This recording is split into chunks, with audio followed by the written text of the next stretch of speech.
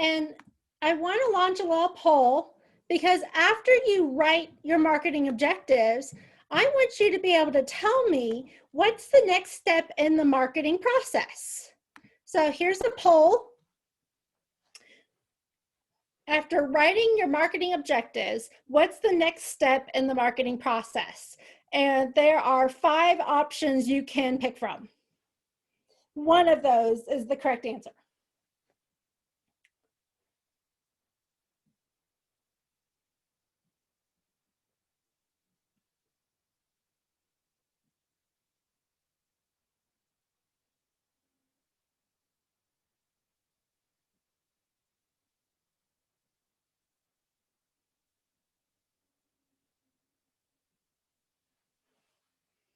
And if you want a cheat sheet, the steps are listed in chapter 2.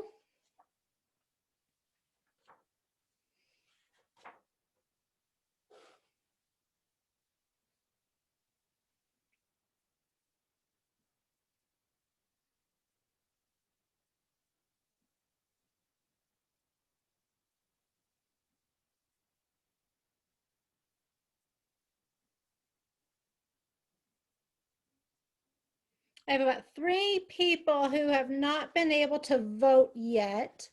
Let me know if there's any difficulties with that voting.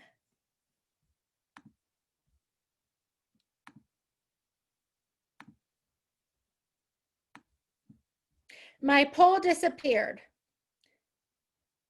Is there a possibility you might have bumped or hit the exit button or the end poll button by submit button without recording? No, I tried to minimize my screen, and when I did that, it disappeared. It does.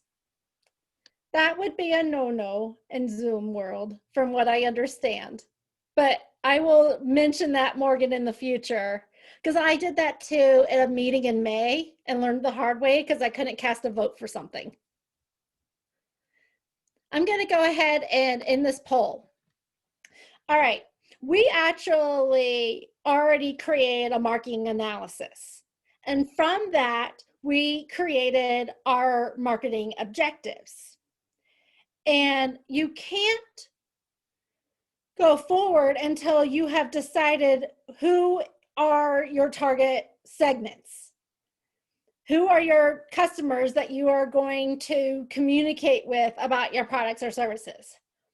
So the next step in the marketing process is to segment and target your customers. You need to understand your target market in order to make really effective marketing campaigns. And I need you to learn how to narrow down your target market and assess their specific characteristics and interests so that you can tailor the messages and the promotional materials that are specific to their needs of the groups. So I can't develop my marketing mix strategies until I know my segments. And it's not uncommon to have more than one segment that you focus your marketing campaign on. For example, in our college, we could target high school students across the country to attend Utah State University. But we could also target specifically the agriculture education programs in the state, helping the agriculture education teachers get information that could then be shared with their students, because we know high school agriculture students might have an interest in coming to Utah State. And another kind of collaborative effort, or you could combine those teachers with their extension educators. It never hurts to have your 4-H agriculture extension educators at the county level have that same information to be able to share with the children, youth that are in 4-H. So you can have 2 very different segments for which you're trying to recruit students to attend the college. Other times, John Deere does 3 different segments that they focus on. They focus on their forestry and construction. They focus on the agriculture machinery and implements, but they also have financial services. And so they have marketing plans for each of those segments, because certainly the audience would be different for farm machinery versus construction. And so I want to show you guys how long this principle has been around. So today, before we jump into some of the more detailed content, would anyone help me out and be my Zoom chat monitor? Because we're going to do a lot of different little chats today. I want to make it a little more interactive. Would someone be willing to be my Zoom chat monitor? I can do that. Thank you. Peter, is it? Thank you so much. So just grab my attention, help share, let me know if there's anything I can do as you guys share in the chat. This principle of segmentation has gone back all the way to 1800s. Before we really even knew it, we were thinking about who to target for products to sell to people. And I found this really old training video from Oldsmobile that just kind of made me roll my eyes, but also laugh a little bit. So I want to share with you guys. This is one of Oldsmobile's TV commercials that have been used to communicate about what women want with their cars and what salespeople should know about when working with women. I found it a little relevant. I bought a new car last week. I kind of laughed about it. New emblems may not seem very important to a man, but to a woman, the rich quality appearance and workmanship mean something. She might even like to touch them, and will if you do. Women like the feel of richness. She'll like the idea of Oldsmobile's wide range of colors. You might not push color quite as much with a man, but to a woman, color can be a major sales feature.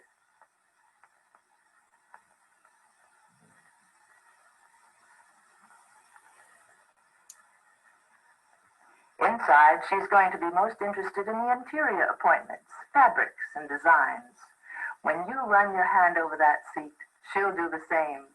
Feel for herself the rich upholstery, and she'll inspect the workmanship and design just like she does a dress. Oldsmobile interiors are elegant, so why not draw a woman's attention to this elegance? It's the kind of thing she wants to hear, how she can have a more luxurious car. Tell her about it. Deluxe seat belts might be another good feature, too. Women like things to be neat and stylish all the time, no loose ends dangling around. Recessed door handles are another good style feature, too. Plus, we aren't as likely to hook a dress or coat under the handle and tear it. Oldsmobile interiors are as beautifully styled as the outside. Here are cars that fit a woman's desire for unique styling and elegant feeling. Now, the thing to do is to work this feeling into your sales talk when a woman is involved. Sure, if she's with her husband, you might not be able to give her quite as much attention as if she were alone. But you can throw in things like, how many other women in your bridge club own a car like this? Or, did you ever feel interior trim quite as luxurious in a car? You know what I mean. You know how to sell.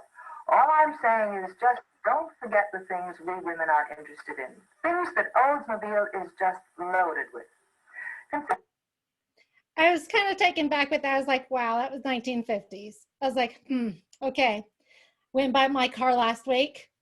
I asked about the 20-inch wheels, the all-wheel drive, the trunk space, the V6 engine, fog lights, the 112 plug. Didn't really care about the interior. It is leather, but didn't care. Got to pick colors. I'm like, keep it gray. It's simple. Won't hide the dirt. I don't want to have to wash it a lot. But how times have changed. But that was just an example of one training video they've used for salespeople in Oldsmobile. And I thought that was just kind of intriguing to know that they were thinking that specific 50 plus years later and how much it's changed, but the concepts of segmentation still work. We've just evolved as society's changed and modernized. Today, I really want to make sure you just understand why segmentation is important and why we don't want to just market to everybody the same way. I want to make sure you understand the criteria for selecting a market segment. And then there's a lot of different types of segments. And so I want to introduce you to the ways that we can segment audiences. Why this is so important for you guys is because of that marketing mix strategy. Your products, the incentives, the promotional materials, your sales information, the pricing scheme all need to fit that target segment. And they have to think broad about the segments and then specify how they're going to communicate differently to those people and their buying types and the pricing bases and how we're going to communicate with them. And so that segmentation is so important because it really does set the pace, I think, for everything else in your marketing plan. And you'll have a different marketing strategies for each segment. So the more segments you have, you'll have a marketing strategy for each one of them. Now, I do want to share with you guys that it's not always the case to just market to all segments. You might need to ignore some segments entirely. And reasons for not segmenting a target market are the following. Sometimes there's just really little to no data available to tell you about that segment. Others, the company does not know how to do it, and so they don't want to invest the time and the resources to do it because it does take some money. It costs money to do the Vals and the Prism and to access that data as a corporation if you want really good detailed audience information. I know several marketing companies that sell their marketing data, the demographics, the geographic, the psychographics of farmers and ranchers at prices starting at $10,000, $12,000, $15,000 for a company to have access to that information. Other companies just don't want to invest the time and money in the marketing staff to spend that time. And then others know that some segments, it's just not worth investing time and money on them because they're not going to change. They're either so brand loyal or the products that you have aren't going to fit their needs or help solve their problem, that it just doesn't make sense using them as one of your target segments.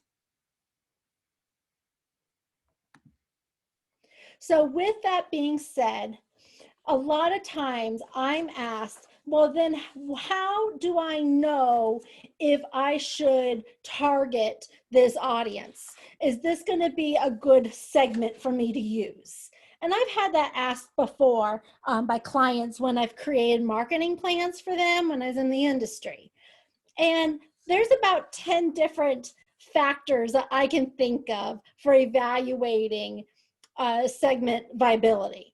But I'm going to share with you guys the top 5 that I see in the agriculture industry and that have been shared among a lot of marketing professionals in agriculture. The first thing we have to think about is it being measurable. Who are they and how many of them are in the segment? Can we actually measure them and get information about them? We also want to know that they're substantial. Are there enough people to make it worth it? If you have a really tiny segment, is it going to be worth the return on investment to go and have your salespeople go to them, talk to them, visit, see how you can sell the products and services that will help solve their problem or meet a need? Sometimes it's not. And so you got to make sure you have enough of them in your territory or in the accounts that you have to make it worth it. They do need to be accessible. Can you reach them? Are they somehow able to be communicated to, whether it's face-to-face or through digital marketing or promotional materials on radio, television, emails, newsletters, signage? Are they able to be differentiated enough? Meaning that you can actually separate out their characteristics. I think a great idea is farmers. Like farmers is really big and broad, right? But we can differentiate them by the size of the acreage, by their livestock herds. You can think about the crops that they grow, the geographic location they're in. So they have to be differentiable. Like we can't just group farmers as one big segment. That's so broad. And then are they going to have the resources and ability to actually buy your products and services? Is it actionable? Can you actually get them to commit and go through and buy your product or service? So those are the 5 most often I see. Some will say, are they stable? Because sometimes you need time to implement a new product line and to launch it, and then to get your salespeople out to share it and have your campaign out there long enough to get people to buy your product. Others will ask if it's appropriate. Who's really the best primary audience? Is that going to be the right person to buy your product? I've seen others that have said uniqueness. Do you have different ways that we can reach people? I think differentiable can be the same thing too, depending on the marketing professional that shares information with you. So whether or not you have those 5 ways to kind of effectively decide if your segment's right, there's 3 things you really got to make sure as a salesperson and marketing professional. You need to have a large number of people, animals, or acreage to make it a segment worth investing your time and money on to develop the marketing strategies. You also need to find out how to communicate with them and know how they want to have communication, what messages are effective, what imagery, when's the best time to communicate with them. And then you have to be profitable. You need to make money as a company. So if you know that audience isn't really going to take the time to spend money with you, are they going to be the right segment? So with that being said, I want to introduce to you guys the 4 most common market segmentations. And market segmentations can be classified in different ways based on needs, wants, demands. And so you first kind of have to decide the type of the customer that you want to approach. And one of the most common, I would say most common segments that I see would be based on geography. Okay, so we can divide a target market according to the city, the state, a zip code, the census tract data from US Census Bureau, look at the US region or even countries, as well as metropolitan versus suburban, urban, rural communities. And others will even look at climate to decide if certain crops would be viable for planting there and would have a good yield. And so I think geography is very relevant to agriculture. And I want you guys to help me brainstorm several examples of agricultural products for which the need and demand would vary on a geographical basis. So I'm going to put that in the chat for you guys, but I would love for us to discuss as a class, what are some examples?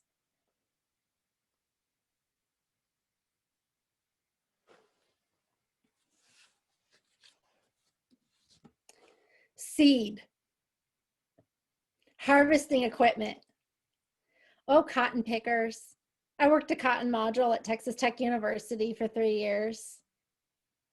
Irrigation equipment, absolutely.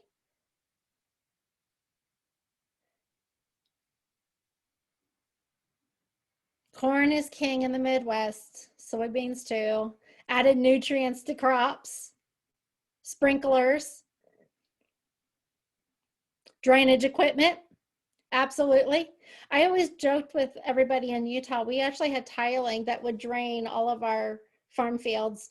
And usually April, May, we would easily get washed out at some point in time with planting. And it would be uncommon to have to replant one time when we get really big rains and floods in Ohio. Moved to Texas, biggest drought ever. And then the drip irrigation systems, I had to learn that. So absolutely different products. Fertilizers, pesticides would be based on geography and the crops that are grown. So you guys have thought about a lot of great ideas. So when you think about where you might go and work, already as a salesperson, you might have a segment of the big audience just based on your geography. So if your territory would be Utah, Arizona, New Mexico, and Colorado, you would focus on that geography and what products would be best for the people in that area for you. Now, I also want you to be aware of the demographics. Sometimes we like to segment our audience more on the census-like variables. So we'll look at age, gender, family size, occupation, income, socioeconomic status, residency, household size, ethnicity, as ways that we can segment an audience. And I will say most companies do think about their big audience and then the demographic characteristics for each segment, typically population-based information.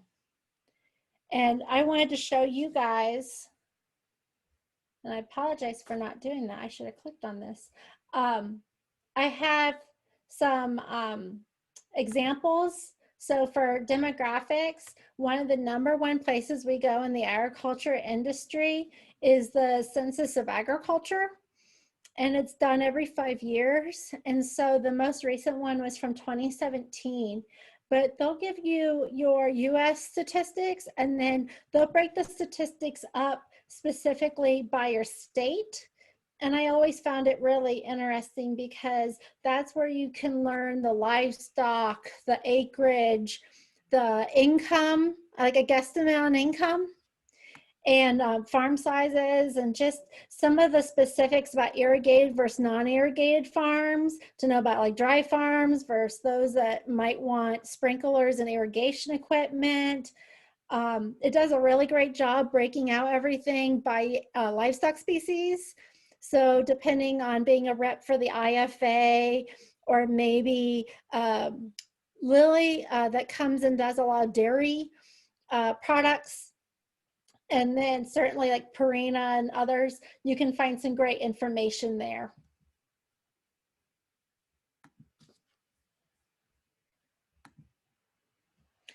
I do want you guys to be aware though of psychographic segmentation. And this is where we're actually dividing your target market based on social class, lifestyle, values, personalities. We're starting to think about activities and interests as well as opinions. And this is something that I think could take into account the buyer's behavior a little bit, and kind of, I would say, mold into or kind of mesh with behavioral segmentation, which is going to be our 4th strategy. But mainly, I look at the attitudes toward the products and service, your beliefs, personal beliefs, your leadership traits, certainly the PRISM and Vals clusters that we did as an assignment would fit the psychographics of customers. And so that kind of leads me into the reason why I wanted you guys to take part in those two activities. I wanted you to see two very simple, commonly used tools by marketers to understand the psychographics of a segment. And so first was with Vals, and the second was with Prism. Sorry, I hit the wrong button there. So with that being said, this is a real short clip that kind of goes over the Vals segmentation in case you guys didn't get to dive into a lot about understanding those segments. This is a nice YouTube video about it.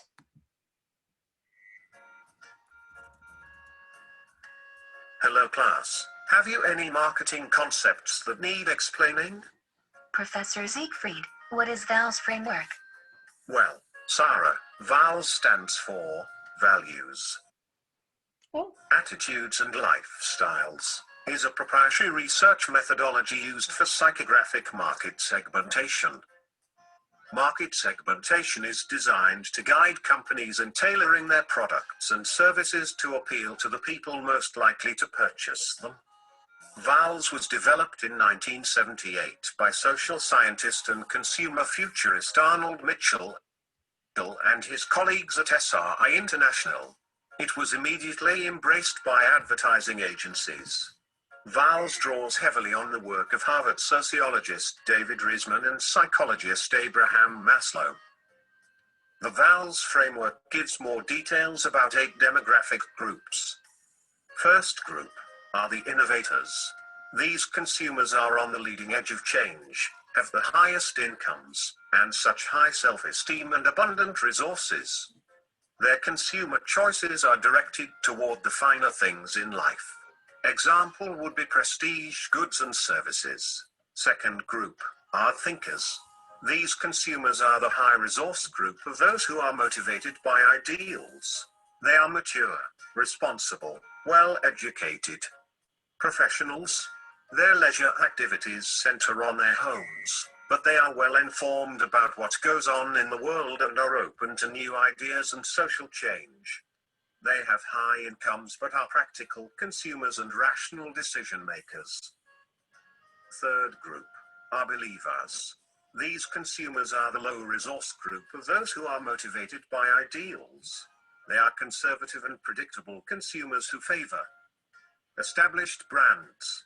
Their lives are centered on family, church, community, and the nation. They have modest incomes. Fourth group are achievers. These consumers are the high resource group of those who are motivated by achievement.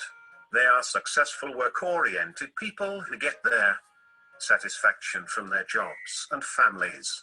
They are politically conservative and respect authority and the status quo. They favor established products and services that show off their success to their peers. Fifth group are called strivers.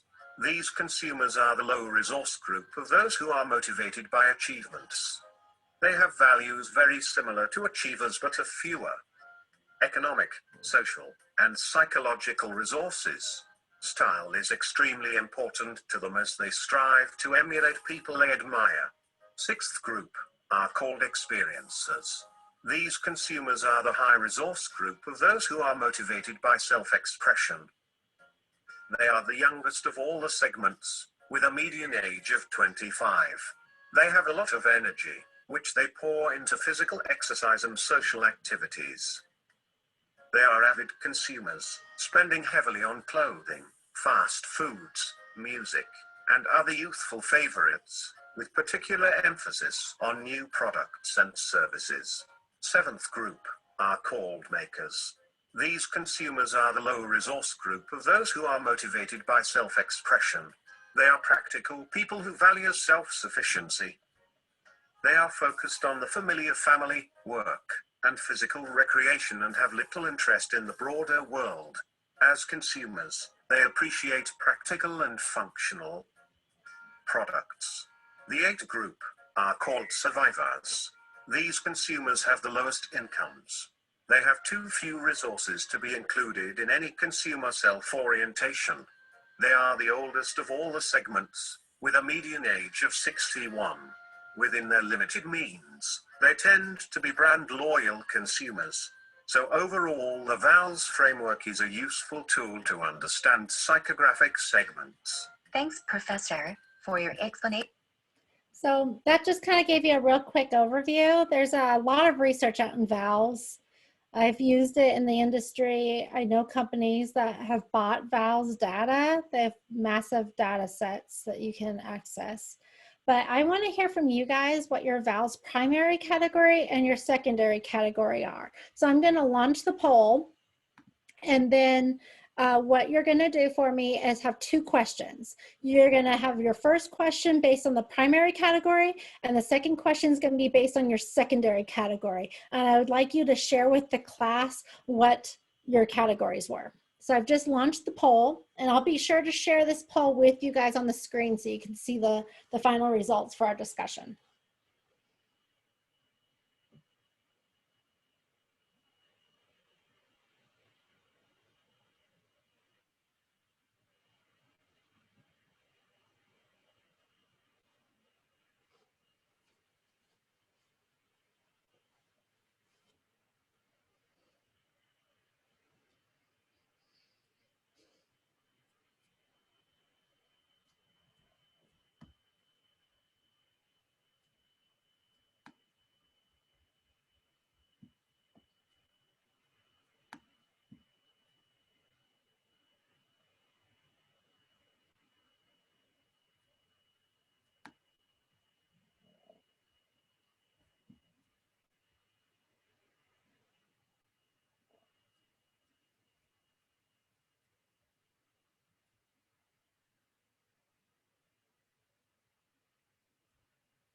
I'd like to be able to close the poll in about 30 seconds, please.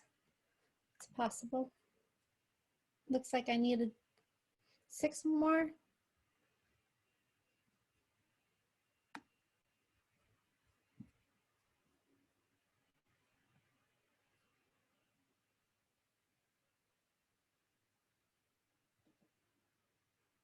Okay, I'm going to close it in 3, 2, 1, I'm ending it.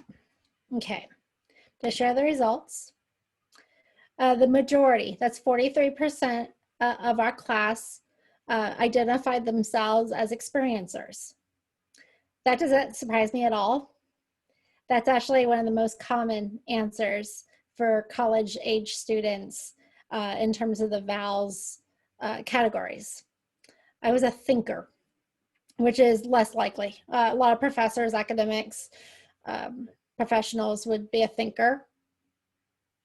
Your second option was makers, which is not uncommon when I think about a lot of the hands-on majors that we have in our college. Sometimes I wonder about, you know, the maker groups of 4-H and about the interest of doing things with our hands, and building things, making things. That could very much fit that idea of a Vals category. And then for your secondary categories, again, it was experiencer, but it looks like it was followed by makers. We had a handful of strivers, innovators, achievers, thinkers. And so that just kind of shows you the diversity you can have with your Vals categories, but it's not uncommon for the course topic, our major, the college we're in, the age group, to maybe have some common Vals.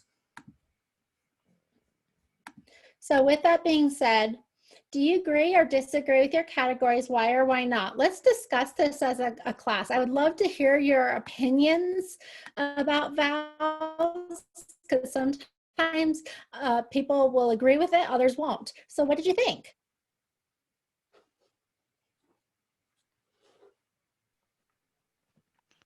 So I disagreed with the one it gave to me. Like on half of the points that it had, it's like I only lined up with it 50% of the way. Okay. What, do you mind me asking which one you had, Nathan? I had maker as my primary.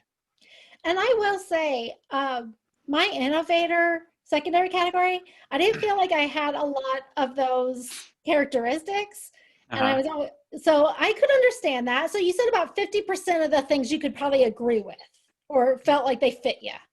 Yeah. Okay. And that was my primary. So I guess my secondary ended up lining up with me more than the primary one did, which was kind of weird. How about others? What did you guys think?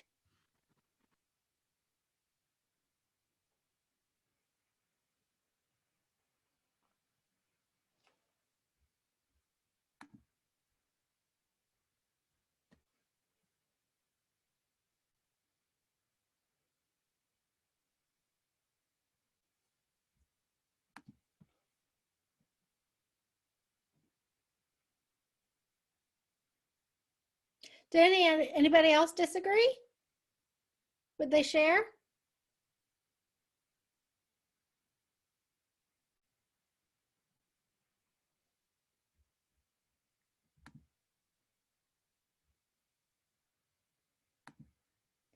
I see. Let's see. Abigail, Darren, Linus, Daniel, Dan, Chase, Cynthia, Taya. A lot of people on today. Would you guys like, anybody want to share? I didn't agree with everything on mine, but I think for the most part it was fairly accurate enough to go along with it. I think it wasn't too bad. And I will agree with you guys. Like, I don't know if I would say the primary versus second category are like spot on. So that's why I think with Vals, when they look at individuals, they report a primary and then the secondary. And I kind of look at the two characteristics from the groups and say, overall, do those seem to fit me? And could I agree with some of it? And then are there things out there that are just completely separate? I will tell you guys, you took the free version. The paid version is more than $100 to take and has more questions and more reliability for accuracy. And companies do pay for the results from that. And you can go in and customize reports and then pay for them. But it's kind of just the free tool to show you guys what's out there. Now, for the rest of the time, though, I wanted us to be able to do this discussion. I'm going to actually kick off class Friday with it because I do want to spend some more time on it than what class has right now scheduled. So on Friday, we're going to start our class with discussing the differences of the Vals versus the Prism and how they represent you and which one do you think is more accurate, and that kind of will help us lead into the actual segmentation activity we're going to do. But to round off the different types of market segments, I just wanted to share with you the behavioral segmentation. And behavioral segmentation typically divides the target market into groups based on their loyalty, their product usage, the frequency of the usage, the benefits they get from the product or service, the types of communication channels they use to get information, their reactions to the marketing, whether it be positive or negative, and then their overall attitudes toward the product and services. I find behavioral and psychographical research really interesting as a researcher. And one of the tools that I've used in the past actually comes from the Farm Broadcasting Association. Every year they work with a marketing firm and they survey farmers in the United States about their marketing, their communication channels, the products, the services, a little bit about their media habits, the sources of information, and what they find trustworthy. And then the farm broadcasters sell that information to their allies. The allies are a lot of times the corporations that belong and that would buy advertising airtime from the farm broadcasting stations. And so that information has been shared with me for a lot of years.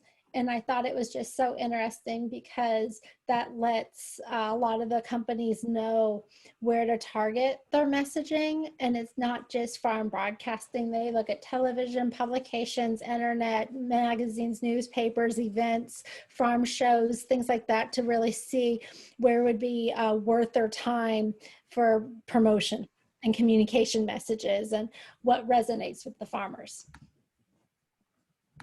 So the last thing I just wanted to share with you guys is that when you do think about your variables, we have two types of variables, okay? You can do objective variables that are very easy to measure.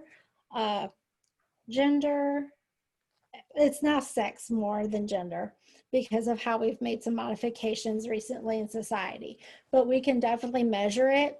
We can do number of children, we can do race, ethnicity, or level of education, where you live, rather that be by city, state, zip. With PRISM, you can do access to the products, your marital status, your age. And so those are very objective things that we can easily be able to have a quantifiable response a little easier. What could be a little harder are what's called inferred measures. And this is all perceived information from your members of the segment. And so sometimes they have to be willing to share that information and be truthful and honest in revealing it to you. And a lot of that comes down to what their lifestyles, activities, their values and beliefs are, what messages they can remember, which ones were the most impactful or interesting in terms of grabbing their attention and awareness of a product or service.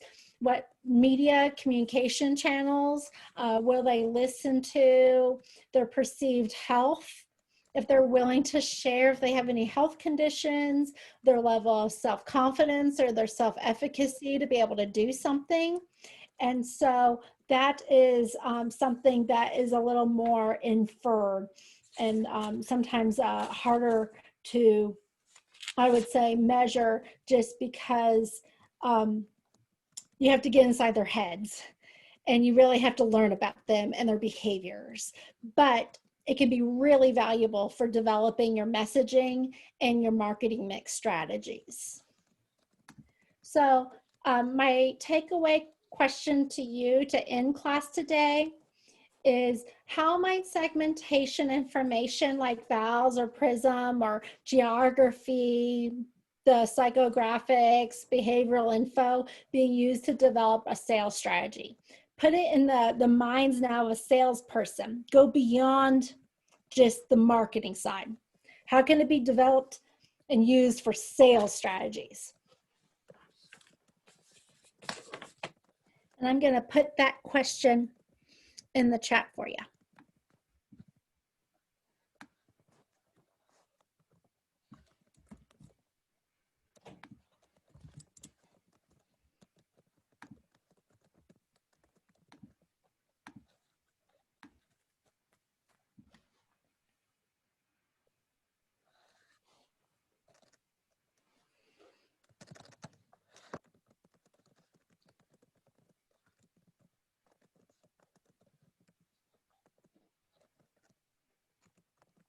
I have some great answers already.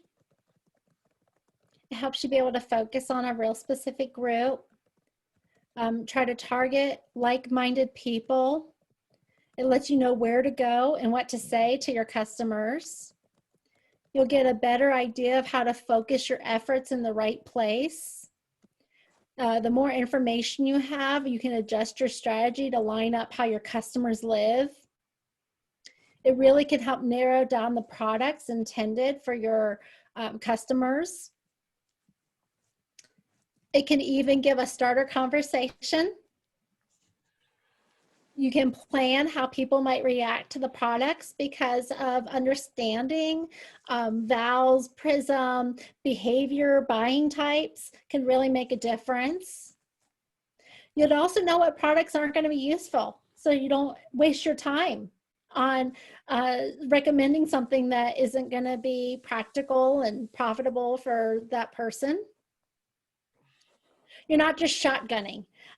You're not doing like the door-to-door sales, right? You're really being able to target some people with products and just have a better understanding of the culture and the area that you work in and sell in. And I think that makes a big difference because that can show your professionalism, your research, how you approach them, what you talk about, what you recommend, because you have some background to really understand that target segment and be able to start some conversations with them and build information and learn about them because of that. So I want to thank you guys for joining me today to learn a little bit about segmentation. We're going to kick off the class with a breakout group on Friday to let you guys talk about PRISM versus Vals and what you guys think about it and about segmentation. And then we're going to do a segmentation activity that's going to relate to our college that I hope you'll enjoy as a way to kind of apply these concepts to our marketing scenario we've been working on. Do you guys have any, what questions do you have?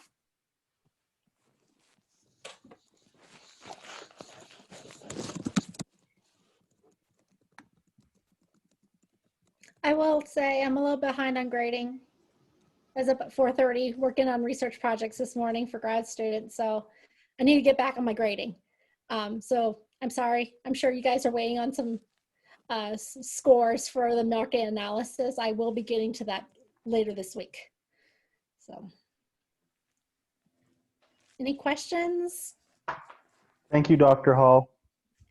Well, I hope you guys have an awesome week, and I will see you on Friday, okay?